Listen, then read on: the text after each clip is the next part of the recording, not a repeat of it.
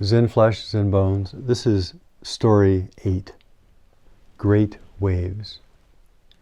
In the early days of the Meiji era, probably early 1800s, there lived a well-known wrestler called Onami, whose name meant Great Waves.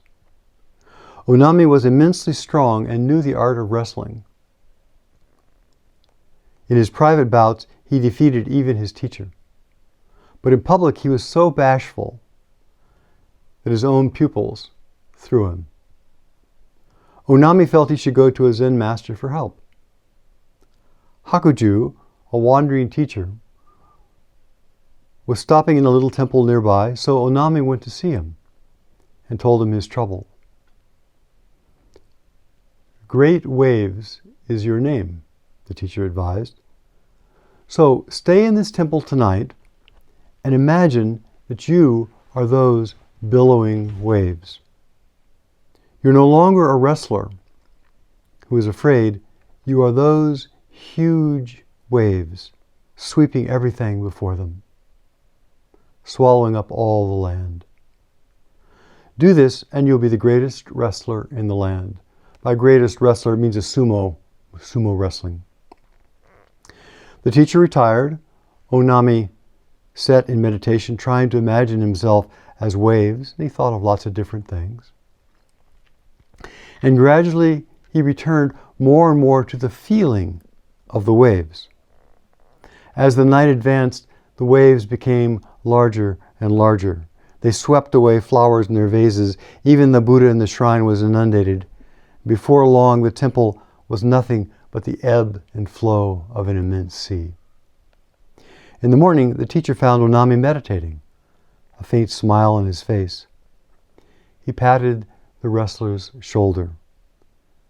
Now nothing can disturb you, he said. You are the waves. You'll sweep everything before you. The same day, Onami entered the sumo wrestling contests and won. And after that, for a little while, no one in Japan was able to defeat him. So, the sumo wrestlers trained and do train assiduously. They have a whole temple program, but it's extremely rigid. They have special diets, exercise, sleep.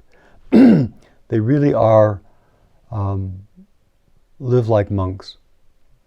Very, very difficult, tightly controlled lives, because they are trying to become professionals, the highest level of professional, to do their very best. Well, here is a person who obviously had undergone a lot of training. He was a teacher. He had, according to this, he had his own students. But there was some insecurity inside. And that insecurity, whenever he was in public and people were watching him, and he met another person for a match, that insecurity caused some perturbation, caused some waffling, caused some insecurity, that split in himself. I should be, I'm not, should be, I'm not, I should be, I'm not, should be better, I'm not better, that kind of argument. So the teacher suggested that he do this kind of meditation. His name was Great Wave. So the teacher said, okay, that is your name, that is your essence. So now sit down and imagine, keep imagining, feeling those waves through your body. Over and over. Feel those waves through your body. This is not an intellectual process. This is an experiential process, to feel the waves of breath, to feel the waves through your body. And this person went into a samadhi. He went into a place of complete alignment,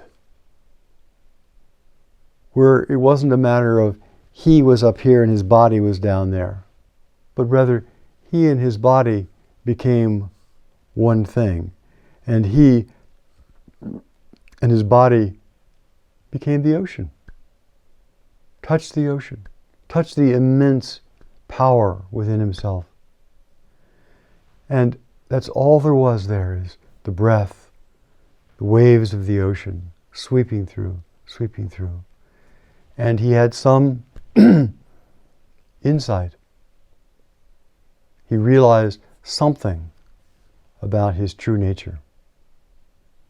And from that time on, he was able to really manifest his skill, able to bring forth without hesitation or doubt what he was called to bring forth.